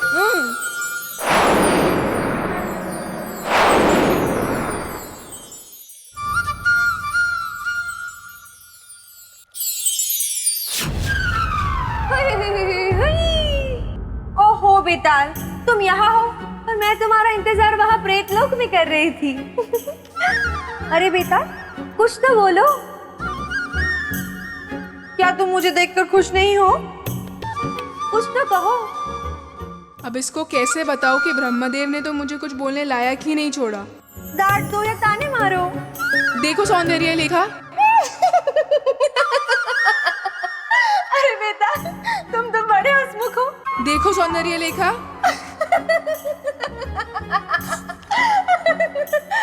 अब बस भी करो बेताल, अब तो अपनी आवाज में बात करो। क्यों, तुम्हें ये आवाज पसंद नहीं है? बिल्कुल नहीं। फिर तो हमारा विवाह भी नहीं हो सकता सौंदर्य लेखा। पर ऐसे क्यों? देखो सौंदर्य लेखा, ये एक बड़ी दुख भरी कहानी है। मेरी आवाज एक श्राप की वजह से हमेशा के लिए ऐसी हो गई है, अब कभी पहले जैसी नहीं हो पाएगी। तो विवाह करने का क्या अर्थ? नहीं नहीं बेटा, तुम तो मुझे ऐसे आवाज में भी पसंद हो। लेकिन मुझे पसंद नहीं है, मैं ऐसे विवाह नहीं कर सकता। अच्छा नहीं लगेगा। जब तुम बोलोगी तो लगेगा कि तुम बोल रही हो, और जब मैं बोलूंगा तो भी यही लगेगा कि तुम ही बोल रही हो। और जब सब कुछ बोलना ही तुम्हें है तो विवाह करने का क्या अर्थ? नहीं बेटा, ऐसे नहीं हो सकता। इस शाप का कोई तो तोड़ होगा। इसका सिर्फ एक ही तोड़ है सौंदर्य लेखा। किष्किंधा पर्वत जाना होगा। हम दोनों को? नहीं, सिर्फ तुम्हें। और वहां जाकर श्री बेतालेश्वर का जाप करना होगा 90 लाख बार। सोच लो। फिर अपना विवाह हो जाएगा? ठीक है, तो मैं अभी जाती हूँ।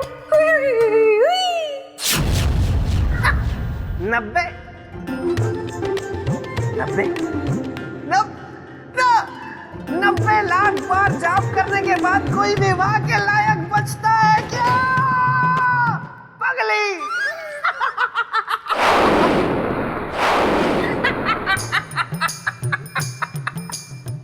देखा राजन, कैसे चतुराई से विदा कर दिया मैंने उसे।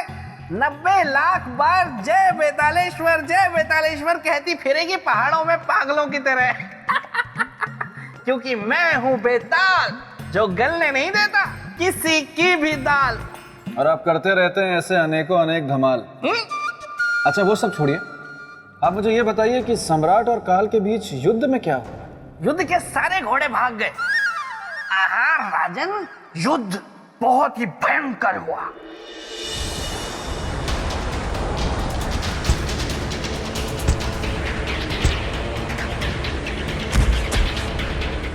क्यों विक्रमादित्य, और करोगे परोपकार और बचाओगे उस घर के दीपक को? यह तृप्त हो गया मन। नहीं काल, एक परोपकारी का मन तब तक तृप्त नहीं होता जब तक वो अपने परोपकार का परिणाम नहीं देख लेता। तो अभी दिखाता हूं तुम्हें।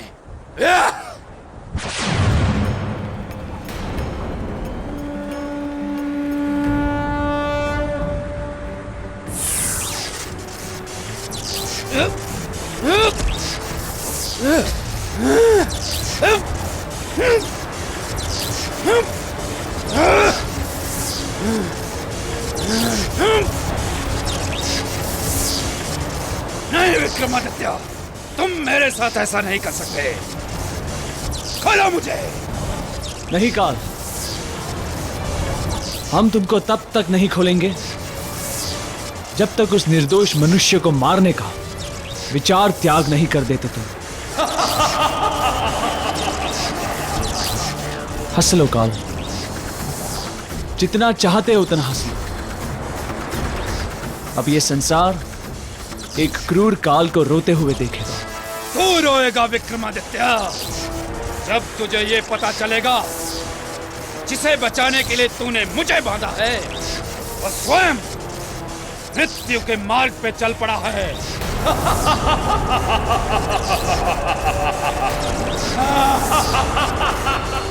मेरे कारण महारानी जी को पूजा में बहुत देर हो गई। मुझे शीघ्र महल पहुंचना होगा। ये क्या? आप लोगों ने मुझे घेर क्यों लिया? क्योंकि तुम्हारी मृत्यु का आदेश है। मृत्यु का आदेश? पहना दो इसे बेड़ियां। किंतु सैनिकों, मुझे बंदी बनाने का कारण तो बताइए। मेरा अपराध क्या है? चतुर अपराधी कारण पूछकर खुद को निर्दोष सिद्ध करना चाहता है। छोड़ दो मुझे। बिना अपराध जाने मैं यहाँ से नहीं जाऊंगा। तुम लोगों को मुझे मेरा अपराध बताना ही होगा। ये किसकी आवाज है? बेटा ले चलो इसे घसीट के। मैं नहीं जाऊंगा। अरे कौन है? छोड़ दो मुझे। कौन है? बेटा नामदेव, मेरे बेटे को कहाँ लेके जा रहे हो? मैं नहीं जाऊंगा। छोड़ दो।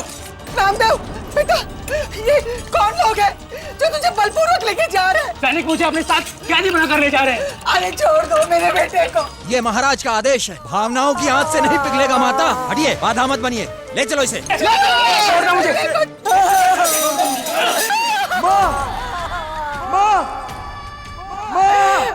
बेटे को छोड़ दो।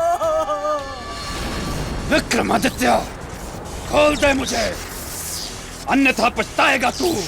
स्वयं के संकट में गिर जाने के भय से किसी निर्दोष के जीवन को संकट में नहीं छोड़ सकते आप। बहुत हट कर रहा है तू, विधि के विधान में बाधा डाल रहा है। मुझे मेरा कार्य करने दे।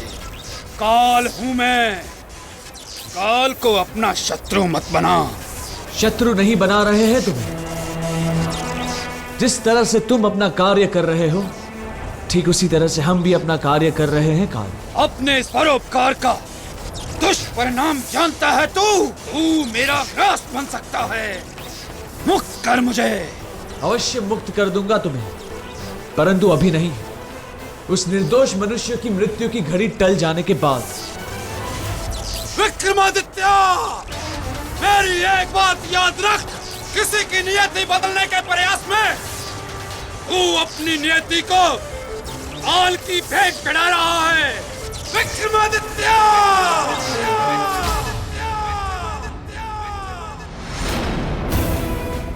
प्रश्न हमारे सुहाग के जीवन का है। हमें अपने सुहाग की रक्षा के लिए काल को रोकना ही होगा। रुक जाइए महारानी, रुक जाइए। नहीं आचार्य जी, अब ये क्षत्राणी रुकेगी तो सीधे काल के सामने।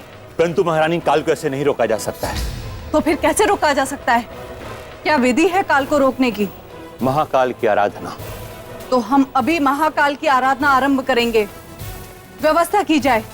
यह भी नहीं कर सकते महारानी। क्यों? अभी क्यों नहीं कर सकते? क्योंकि अभी वो घड़ी आई नहीं। काल को रोकने के लिए महाकाल की आराधना तब करते हैं जब जीवन में काल का प्रभाव दिखना शुरू हो जाता है। तो फिर हमें उस घड़ी का पता कैसे चलेगा? मैं बताऊंगा। ठीक है, पर याद रहे कि काल की वो मनहूस घड़ी निकलनी नहीं चाहिए।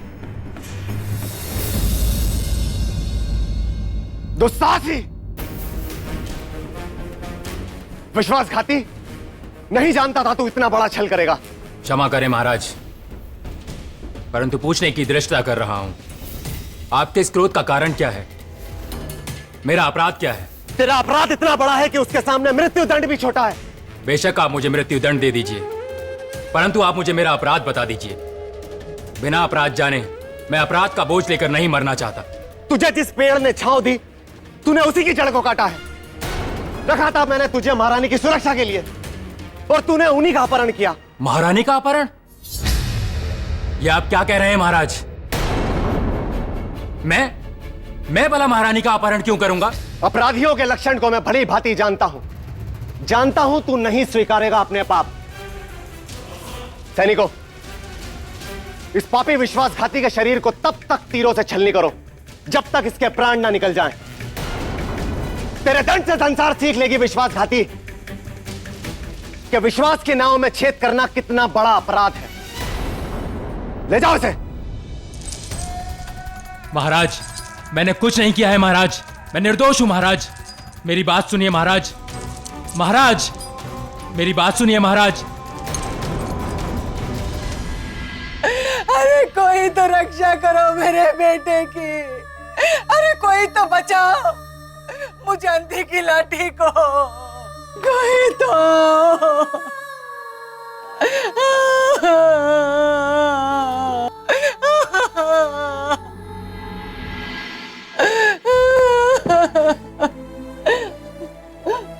क्या बात है माता? मेरा बेटा, मेरा बेटा, मेरा बेटा।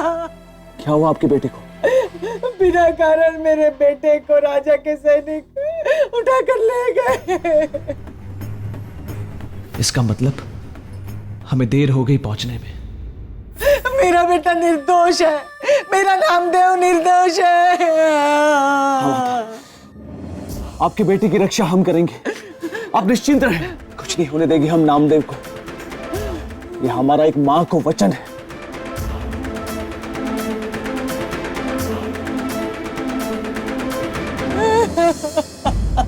नामदेव, अभी भी समय है, अवसर देता हूं और क्षमा करने का अनुरोध भी करूंगा महाराज से। सेनापति जी, मैंने महारानी को नहीं छिपाया है, उनका अपहरण मैंने नहीं किया है। आप मेरी बात का यकीन क्यों नहीं करते? जो सुरक्षा कर रहा था वही कह रहा है ये बात। सेनापति जी, मैं अपनी माँ की सौगंध खाकर कहता हूँ, मैं विश्वासघाती नहीं हूँ। मैंने महारानी का अपहरण नहीं किया है। ऐसा घिनौना काम करने से पहले मैं कई बार सोचूंगा। मतलब तू अपना मुंह नहीं खोलेगा? सैनिकों, निशाना लगाओ इस पर और छलनी कर दो इसके शरीर को। लगाओ निशाना। मैंने महारानी को नहीं छिपाया है। नामदेव, अभी भी वक्त है, बता, बोल। मैं नहीं जानता सेनापति जी, मैं अपनी माँ की सौगंध खाकर कहता हूँ, कृपया मुझे छोड़ दीजिए। बेचारा नामदेव, इसका अर्थ कि परोपकारी सम्राट विक्रमादित्य अपनी पूरी शक्ति लगाकर भी उस बालक की मृत्यु को टाल नहीं पाए। राजन, आप जिनकी बात कर रहे हैं वो कोई छोटे मोटे राजा नहीं थे, बल्कि सम्राट विक्रमादित्य थे, और आप उन पर संशय कर रहे हैं। भूलिए मत राजन, जहां ना पहुंचे आदित्य वहां पहुंचे विक्रमादित्य।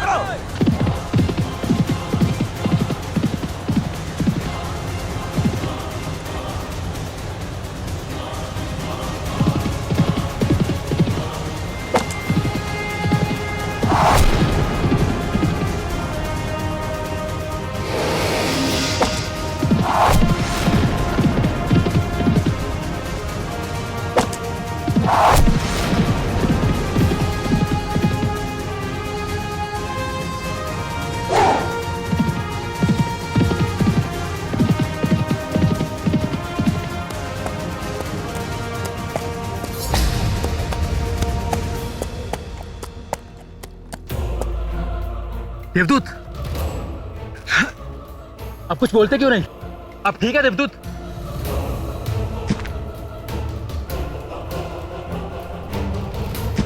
देवदूत, क्या हुआ आपको? देवदूत, आपके तो तीर लगे।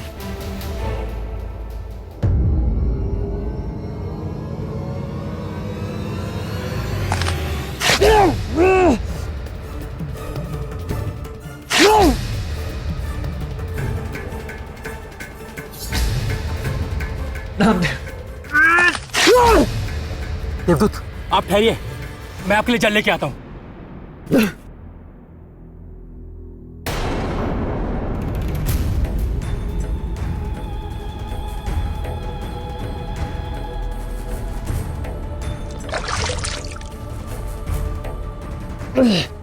देवदूत, नामदेव, देवदूत, नामदेव, हमारी चिंता मत करो, अपनी माँ को लेकर कोई सुरक्षित स्थान पे जाओ, जाओ। नहीं देवदूत, यूं घायल अवस्था में मैं आपको छोड़कर नहीं जा सकता। हट मत करो नामदेव, तुम्हारा जीवन संकट में। जाओ तुम। अपने प्राण बचाने वाले को छोड़कर चला जाऊं? नहीं देवदूत, किंतु एक बात समझ में नहीं आई, आपने मुझ जैसे साधारण व्यक्ति की जान बचाने के लिए अपने प्राण संकट में क्यों डाले? क्योंकि तुम निर्दोष हो, दोषी नहीं हो तुम, और एक निर्दोष को दंड देना दंड विधान पे कलंक है। काश आपके विचारों की तरह ही सारे राजाओं के विचार होते देवदूत। हम कोई देवदूत नहीं है नामदेव, हम एक साधारण मनुष्य हैं। चक्रवर्ती सम्राट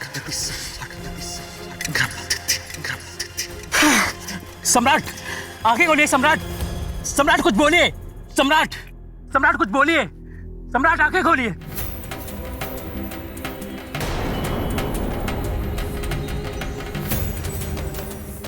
उज्जैन के नरेश सम्राट विक्रमादित्य, मेरे प्राण क्यों ना चले जाएं, किंतु मैं आपको कुछ नहीं होने दूंगा। मैं अभी वैद्य को बुला के लाता हूं।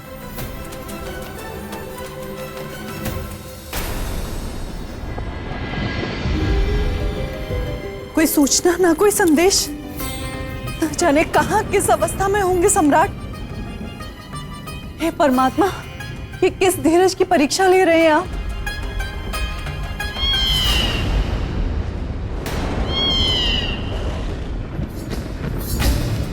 काली बिल्ली, ये कैसा अशुभ संकेत है?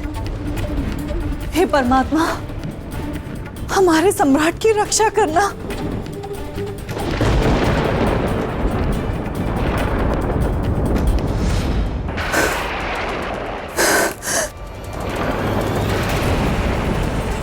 सिंदूर की धार, नहीं, हमारा सिंदूर नहीं बह सकता। हमारे सुहाग पर कोई संकट नहीं आ सकता। धीरज रखिए महारानी जी। धीरज? किस बात का धीरज रखें आचार्य जी? इस बात का जो मैं आपसे बताने जा रहा हूं। तो फिर शीघ्र ही बताइए। महारानी, सम्राट विक्रमादित्य के जीवन में राहु दोष प्रारंभ हो चुका है। वो है तो केवल आज रात्रि तक के लिए, परंतु क्या आचार्य जी? यदि आज की रात कुशलता से बीत गई तो सम्राट के जीवन में कोई अमंगल नहीं होगा।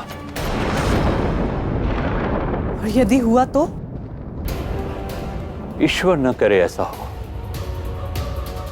और यदि हुआ तो चिंता गहन है। तो हम उस चिंता की चिता जला देंगे आचार्य जी। ये एक क्षत्राणी सम्राट विक्रमादित्य की पत्नी चित्रलेखा का वचन है। आप बस हमें उपाय बताएं। उपाय है,